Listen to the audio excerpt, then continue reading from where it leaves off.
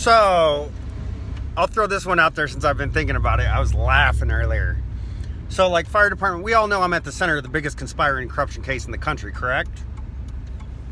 Well, they can do this, like, nonverbal, misleading, misconception, deceiving stuff, or, oh, now come be a part of our team. As men, if I was going to potentially work with you, you'd have to speak to me like a man.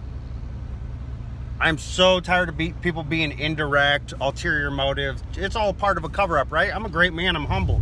I said, make it right. Put me back on the fire department line like I was 6 years ago when this all started.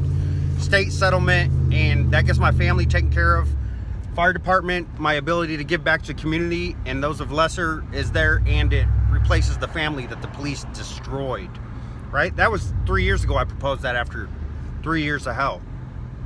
I'm just if you know me from the past, I'm a tell it straight up truth, talk to you eye to eye like a man. So I'm not saying they're being disrespectful or anything, but like, I mean, when I got down here, I left a message that said, hey, Tampa police, stay out of it. Come have a cup of coffee with me. How hard is it?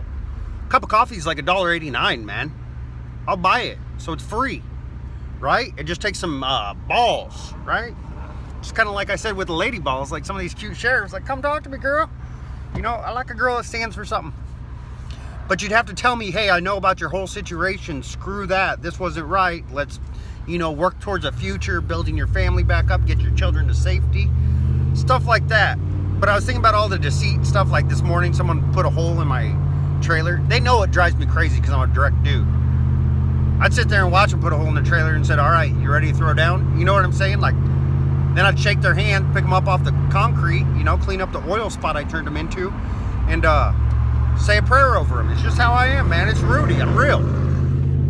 Well, I was thinking about it because I think about how I'm like that. And I was thinking of an example, because you know how you think about things like, you're like, oh my God, that crappy feeling. Like one time I was on the spot and I was into trouble in the Marines. I'm over in Iraq, right? We're in an abandoned building, forward operating base, doing a bunch of intelligence, right? Miserable circumstances. Well, we got this scanner, right? So we go around in the villages and, we go to homes, we not interrogate, but we go through that one guy. We'll like scan his retinas, fingerprint him, make sure he's clear. Then we'll put him in the back room with all the women. That's just how you do it in the culture. All the women go to the back room. You put one man in there to guard him, Then you put one of your guys on them to guard them, make sure nothing funny comes out the door or anything. Then you sit down with the people and talk, right? Get yourself some intelligence and stuff.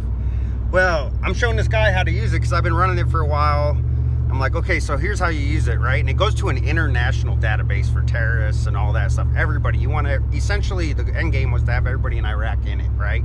Scan the retinas, just zzz, and then fingerprints, right? So I'm showing this guy. So I take a picture of myself, leaned all sexy up against a bed, my shirt off, just being a Marine. Well, I put it in there, of course, I'm not going to put Rudy Cameron, so I put badass motherfucker. Well, I find out some Marines start coming to me like, oh shit, man, like, they're having a hot wash when all the higher ups, the captains, chiefs and stuff, sergeants, platoon sergeants get together, platoon commanders, and they're like, they're talking about you big time, like they got to do something, because what happens is I showed this guy how to do it, we saved it, well, they uploaded it to the international security thing, so international intelligence, like throughout the world. So if you looked up, at one point, I was on the be on the lookout list. If you scan my fingerprints or my eyes, if you looked up, went to M's and went to motherfucker, comma, badass, you would find me, right? On the international BOLO list. Now I'm just on a national one. It ain't no thing. So they came to me. I started sweating bullets. I'm like, oh my God, you screwed up. They forwarded it. They uploaded it. You're in an international database. I'm like, I'm screwed. So they're probably thinking, oh, we got to reprimand this guy. How are we going to handle this? He's a great Marine, but this is a pretty screwed the pooch type deal. You know what I'm saying? So I threw on my boots, man. I run down there. I bust in the office. I don't knock. I go in there. I can hear them saying my name. All of them sitting around. They don't know what to do. I say, hey, guys. Excuse me, gentlemen. Hey, I did this. This is what I was doing. I was trying to train someone. I didn't mean to upload it. I didn't know you guys were going to upload it to the, I didn't know we were going to have an international situation now. But I went down. So that way we avoided all like repercussions, reprimands and stuff like that because we got to the bottom of it and understanding. I threw my boots on. I went right down there right away. I had that oh shit feeling. I mean, I remember standing outside the door, taking a breath. I took a couple steps back, and I'm like, oh, you don't want to bite that bullet, right? You hear them saying your names, guys you don't want saying your names. But I just knocked on the door, opened it up. Hey, excuse me, gentlemen. I know what's going on. I just caught wind of it. You know, let's face this right now. Talk to me like a man. You know, and I talked to them, I'm like, man, eventually we hashed it all out. But that's just like an example of how you do things. You talk to people like a man, you know? That had me laughing because I was like, how many people can say they're an international, like throughout the world, if you scanned your eyebrow or your eyeballs or your fingerprints, your name would come up on a Be on the Lookout list internationally for badass motherfucker. And I'm sure some of the leadership out there. But I was a great Marine, so they were probably all like, oh, we got to do something, but what do we do? You know, stuff like that. But I went in, lack of better terms, like just went through the door, took a couple steps back, went in, took a deep breath, and faced it. Talked to him like, man, you know, you're going to crucify me. I'm right here, man. Sharpen your knives. Flame me up. But it all worked out. But that's the kind of dude I am. And I mean, there's 1,000 other situations. People know that stuff. Like last night with them putting a hole in my trailer and stuff while I'm in a hotel room, and then calling my hotel room saying, John Kennedy there threatening my life indirectly. Dude, if I have problems with somebody and I know you're in room 103, my knuckles are going to be touching door number 103, and we're going to talk it out. Most likely, it'll be, you know, just a misunderstanding that we communicate through, or worst case scenario, you're a stubborn son of a bitch, we can't get to the bottom of it. I step inside, we lock the door, we handle it, and once again, I say a prayer over you and pick you up off the ground. That's just how it goes. Or you pick me up off the ground. You know what I'm saying? Just be respectful. Handle your business. Talk. That's why when I got here, I said, hey, talk to me like people. These sirens, the psychological intrusion, all these games. So much wasted time and energy, man. How about we sit down together? Like in the Marines, that's where I screwed up. In the Marines, you have a problem, you have a hot wash. At the end of the day, you sit down, you discuss every problem, and you fix it on the spot. How we can do, oh, this person screwed up, like these officers and stuff. You know, these officers in Omaha and stuff, like Chief Schmader, you're going to tell me he don't have malpractice insurance? They couldn't sit down behind closed doors and be like, okay, you got insurance, let's put it all together, get his family to safety. You know what I'm saying? In the Marines, you screw up, they sit down and say, hey, all right, they call you in at the end, hey, you're going to go to 50% pay for a month. You're going to go to 50% pay for 6 months. That's what it is. But and you keep doing your job because you're there because you honor your oath. You're there for the right reasons, right? It ain't about money. But, I mean, this could have been, that's what kind of got me screwed. Like, I thought people were going to get together behind closed doors and help a family, not hurt a family. But we've spent so much time and effort. Like, so these people can do this, but you need to sit down with me, understand I'm humble, and something's going to be taken care of for my children. They didn't deserve the last 6.25 years. I didn't deserve the last 6.25 years. And damn it, I will lay down my life to make sure that the last 6.25 years of their life is made right, and the next 60 years of their life is lived well, beyond my years. But only I can embrace them during the years where they need to be taught how to be good human beings and Americans and project them into the right path for the next 60. But I'll be damned if I play games or let somebody interfere with that. I mean, and like, you know, they're calling me John Kennedy. Oh, you threatened me with assassination? News flash, you see my Facebook stuff from 6-7 months ago? And they did vehicular manslaughter? It just pissed me off. Man, there's one thing guaranteed in life, and that's death. And once you can embrace that, you can truly live. But until you can, and I'm not saying rush death, I'm not saying dabble with it, dance with it, but I'm saying once you accept it for what it is, when somebody tries to kill you, and you say, oh, that just pissed me off.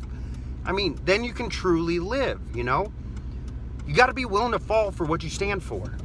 So all these little indirect games playing, I just think cowards.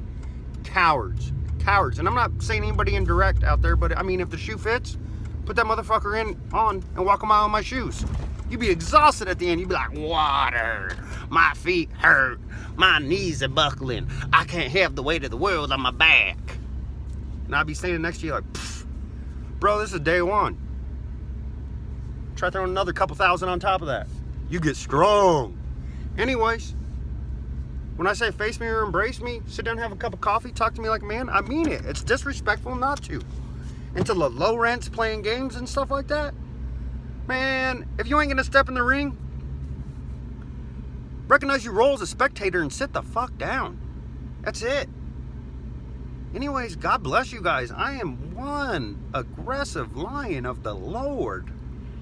But that's why he made me who I am and put me where I am. So, God bless you guys. Be direct with everybody. And don't play no games. We're in a world full of grown-ass men. Be grown-ass men. There ain't no... After the trials and tribulations I've been through, man, I need to pull my kids' mother out of the mess. You know, all these people, like, they thought they were helping them. Well, when you tell an addict you're helping them and you allow them to do drugs and you cover up everything they're doing and just say, hey, constant get out of jail free cards, they're hurting themselves. They need someone like me to lift them up, project them in the right way. That's building. You pretend like you're helping others when you're really hurting others. Now I got to hurt some to help some. And I ain't got no problem with that, man. The difference between motivation, which I'm highly motivated, and I'm highly driven. The difference between motivation and driven is, motivation is temporary. Motivation is like when you spend 99 cents on a Venom, get some energy going after a coffee, and you're motivated for the day, but you're going to crash, right? A driven man will destroy anything and anyone in between himself and his goals. And when his goals are his children's future, his children's well-being, their proper treatment currently, and his constitutional rights, that's a goal I want to step in between. It's a little late now. It's a little late now. No, what is it? It's a little too late to do the right thing now. But it's still not. I'm still humble. It's just, as Winston Churchill says, you know, this is not the end. This is not the beginning of the end. This is simply the end of the beginning. Winston Churchill. I'm a driven man. I got a great heart and a mind that matches. And I've been through some trials and tribulations that can help people get to their triumph. From the beginning, I said the only way I can justify this pain is by the gain of others. Well, I'm not going back on that. I'm not going along with man's plan over God's plan. Now, if the state made things right, someone made things right, police up north made things right, then I'd get on the fire department. But I got too many loose ends to tie up right now. Then it wouldn't be, oh, we abused you into a corner and this is the only option we left you with. It'd be, things were made right, righteousness, truth, constitution, and your children prevailed. And now Rudy Camarillo didn't have to do it, but he put his heart into it, and he's truly about helping others. He chose to do this, not he was in a corner. Wrong dude put in corners, we figured out 6.25 years, right? We had a big ass haystack, we picked a needle. May bend, but I'll never break. If you're gonna make me bend, you're probably gonna get poked. God bless you guys. Be direct, y'all.